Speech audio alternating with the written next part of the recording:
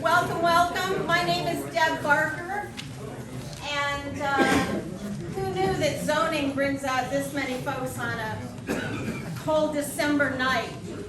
Welcome to the Morgan Junction Review's One Seattle Plan. As I said, I'm Deb Barker, president of the Morgan Community Association. Morgan Community Association, for those of you who love to read along, we are a grassroots association of residents. How many live in the Morgan Junction? Residents, woohoo! Business persons, business, raise your hands. This is, come on, this is raising hands. This is not raising hands. Property owners, yeah. Other people who have a stake in the future of the neighborhood. So we are all Morgan Community Association, or MoCA, that's the cute name. I'd like to introduce the board members of MoCA that are here with me tonight. I'm Michael Brother, I'm the treasurer for MoCA. Talk loud, everybody. I'm Conrad Chipolletti, I'm vice president. Hi everybody, Christopher Miller, I'm the secretary. Woo! There's our board, thank you. We are glad you are here tonight and that you are interested in planning, future planning in the city of Seattle. Did everyone get an agenda? This is a yes or no question. Yes. Okay, if you don't have one, they're at the door. The goals for tonight are pretty basic. The MoCA board wanted to provide a place for Morganites to review the proposed zoning plans that the city has brought forward. We have some maps here, and we've actually taken the liberty of making the maps a little bit clearer. Like over here on the Morgan Junction map, we've actually labeled California and Fauntleroy because it wasn't there and it drove me crazy. So if I need to make any other changes with my highlighter, let me know.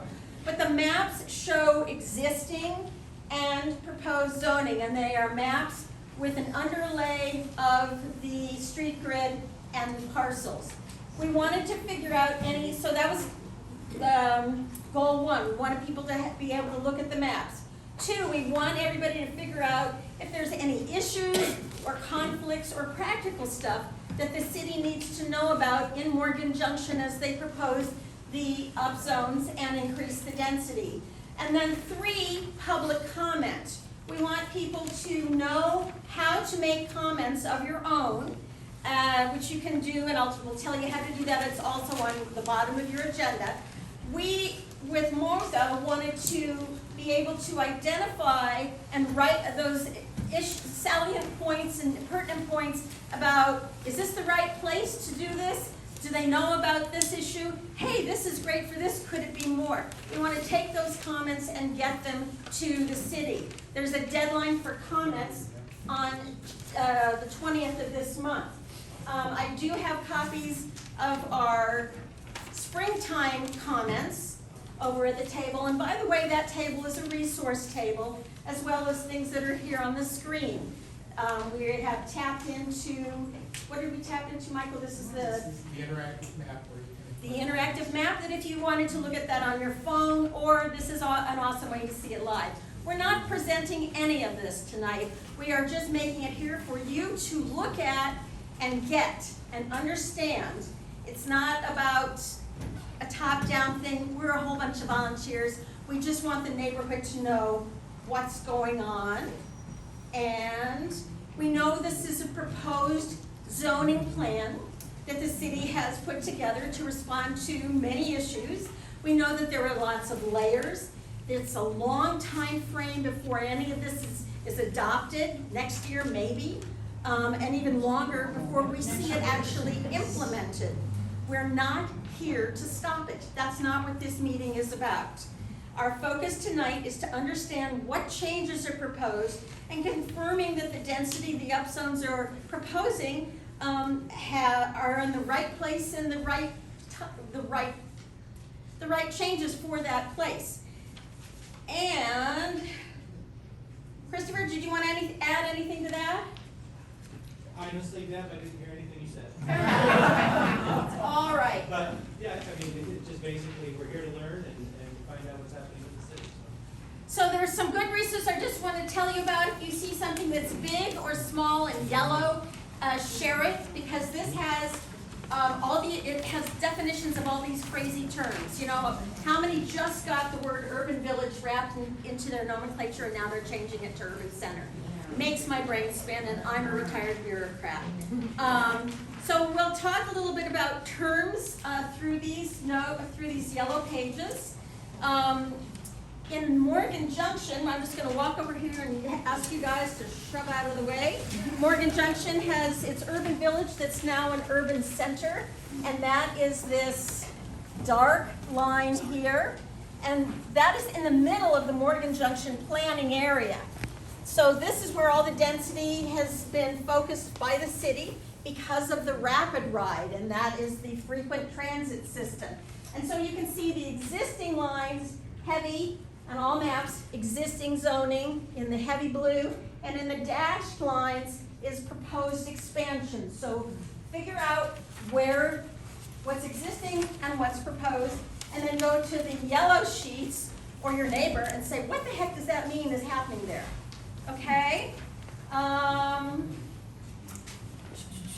Beyond that,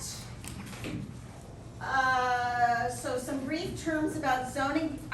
Can I answer any questions I'll go 5 minutes for Q&A, and I'll point to you. So we have a question there. Anyone else have a quick question?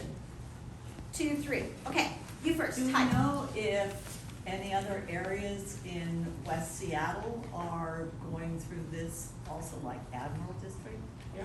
Well, the entire city, if you looked at the entire city map as you walked in, all of those areas, except someone said Magnolia, isn't it? No, Which it is. All right, okay, good. So Okay. all the parts of Seattle are going through this. We here at Morgan Community Association, we just wanted to share the information about, for sure, Morgan, and then High Point, because it's so close to us, and you know, we're all like connected at the hip. Same with Fauntleroy and Fairmont, we're definitely connected at the hip. But good question. I don't know if any other neighborhoods are putting stuff like this together, like a meet and greet like this. Fauntleroy. Of course, Fauntleroy's doing it because they're awesome. Who is number, you, sir? I'd like to just get a feel for what the current population of West Seattle is and what they're proposing it to be, say, in 5 years. Good question. I don't know the answer. I would point you to going online to this document because there are like 8 different documents that back this up, and that's this zoning plan up, and that lays out what's proposed, what the numbers need to get to. I'm sorry, and I don't know that. And then it was here. So for the zones, if there's one up there that's a current one that's not listed here, how do I identify what that zone is? Specifically RSL. Oh, thank you for asking that. So, has anyone ever heard of single-family zoning? Yeah. Okay, well, that once upon a time was pretty much everything in West Seattle and much of Seattle, and that's gone. So now it's all RSL, residential small lot. So, thank you. What does that mean? Residential small lot, formerly known as single family. However, residential small lot means that you can build a number of dwelling units. You can build up to, I believe now it's 3 and going up to 4 units on what was once known as a single family lot. Okay, that's the rule right now. That's not proposed to change with this stuff. And I realize that, you know, wanting to do this meeting, there's a lot of folks who don't know that single-family zoning was taken off the table a few years ago, and they don't know that you can build all this stuff already today. We're just trying to catch people up with what's proposed to be coming down the pike. One more question, Victoria. I haven't found a definition yet from the city of a neighborhood center. What qualifies? Yeah, good question, because they gave us some booklets about neighborhood centers, and they all have these facts and figures, and like neighborhood centers would have the community centers and the libraries and the this is and that's, and Morgan doesn't have that stuff. There's at least one, denser housing, mixed Good one. uses, within 800 feet. Yeah, Yes, denser housing connected mixed buses, uses. light rail stations, Yeah. business districts. and business districts. So that's some focus of what the neighborhood centers is, and I think Endelin is proposed as one of those as well. Yeah. And you know, a lot of this stuff, just to be honest, hangs on where that rapid ride is. The city probably took that rapid ride map, drew big circles around every place there's a bus stop, and said, boom, that's in, what the hell is it? Urban center. Neighborhood center, sorry. See, I'm just, don't listen to me. Last question back there, sir. Now, is this proposed or is this definitely happening? This is proposed semicolon, I don't know my nomenclature, probably happening. It's not this is not a meeting to debate that. If you want to debate that, which a lot of people want to do, I'd suggest going in the other little meeting room at the library, and there you'll have a whole gang of folks who want to debate that. But this is something that's proposed. The city has been upzoning incrementally for decades, and this is something that is going to be voted on by city council and adopted and then put in place with all the codes and everything that go with that. But that's a good question.